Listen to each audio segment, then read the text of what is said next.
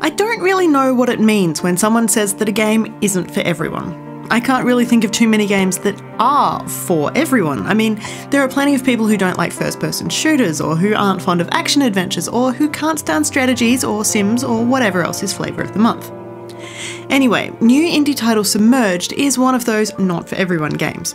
In this case, what that means is simple. There's no combat. There's also no English, and not really much in the way of outright challenge, but none of that makes it a bad experience. Quite the contrary.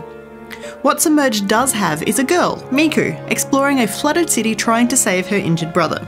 You, as Miku, need to navigate the city streets in your boat, climbing drowned buildings and scouring everything you can, searching for the supplies you need to help him.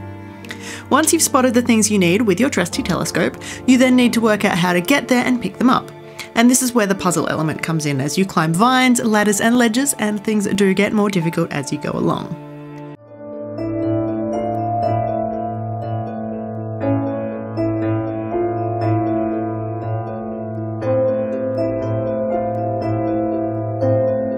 Of course, as you progress, you don't just find things to help your story.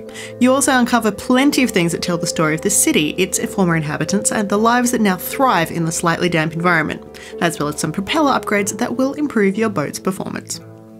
The world is underwater. It's undeniably the scene of a major environmental catastrophe, but it's not the post-apocalyptic setting we're used to. There's no rubble and no bodies, but no survivors either. It's not a location where horrible aquatic mutants are lurking in the depths. There are sharks, but even they don't pose a threat. The art design and direction is breathtaking, complete with a day-night cycle and a weather system that brings both storms and sunshine to the city. Happily, Submerged is a game that lets you take your time and fully appreciate the finer details like this.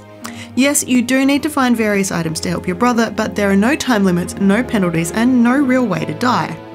If you want to take a moment to gaze at the sunrise, listen to the ocean, or smell the virtual roses, do that. Watch the creatures that live in the underwater city. Lounge on a rooftop and enjoy the glorious environment Submerged is set within. Listen to the haunting melancholic soundtrack and just breathe. But maybe that's not for you. Maybe you want something with more action. Maybe you don't like games like the old school Tomb Raiders, which put more emphasis on exploration and puzzling rather than fighting. Maybe you don't want a game that offers a postcard option so you can take beautiful screenshots of your experiences. But maybe you do. Submerged set out to be a serene and relaxing game experience, and so, unlike so many games on the market these days, it's managed to deliver exactly that. From the opening cutscene, which unfolds slowly and deliberately, we're shown, and not told, what to expect.